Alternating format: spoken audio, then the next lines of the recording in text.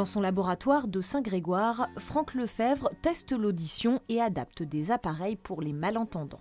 Sa mission, faire que des gens qui vivent dans leur bulle puissent enfin capter un peu des sons qui les entourent. Et nous sommes là un peu loin de ce que l'on peut imaginer d'un métier artisanal. Tristan, quand tu entends lou, lou, lou, lou, toi tu appuies comme ça, d'accord, hein? Notre profession est une profession de thérapeute parce que lorsque l'on va adapter des appareils à un patient malentendant, eh bien on va provoquer une réorganisation cérébrale auditive. C'est une rééducation. Et cette rééducation, on doit la manager au fil du temps. Elle n'est pas immédiate, elle demande généralement plusieurs semaines. La principale partie de notre métier, c'est intellectuel, parce que la question est toujours de savoir quoi faire dans une difficulté avec un patient.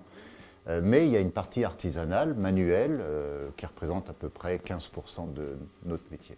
Cela fait 20 ans que Franck exerce. Il est aussi enseignant à la fac de médecine de Rennes et à l'école d'audioprothésistes. Et il fait partie d'une équipe chirurgicale pour l'implantation de prothèses auditives au CHU de Pontchaillou. Mais sa plus grande fierté, c'est le protocole qu'il a passé presque toute sa carrière à mettre au point. Ce projet consiste à analyser les confusions que font les patients appareillés pour ensuite améliorer les réglages des appareils. On utilise un test qui s'appelle le test syllabique qui a été créé pour ça. Et ensuite, on rentre dans un logiciel les confusions faites avec ce test par le patient.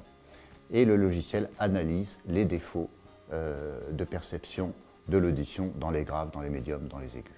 Par exemple, ta, ta, ta. Ce sera toujours une consonne suivie d'un son de voyelle où vous répétez ce que vous entendez. D'accord? Ta, ta, ta. Chaud, chaud, chaud. Chaud, chaud, chaud. La méthode est ambitieuse et elle est sur le point de révolutionner le monde de l'audition. 10 ans que cette méthode s'affine, notamment grâce aux recherches des étudiants que Franck accueille chaque année dans son entreprise. Et il était loin d'imaginer l'intérêt général que susciteraient ces travaux. Quand on est dans ce genre de projet, on essaye d'avancer en concentrant toute son attention sur les futures étapes techniques qu'on doit atteindre, mais on ne pense pas à des retombées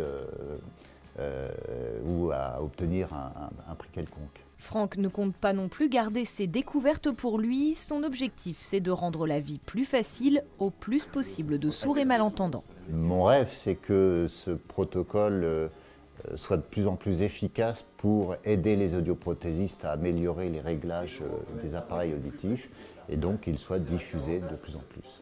Plus j'aurai de confrères à utiliser cette méthode et plus ça me fera plaisir.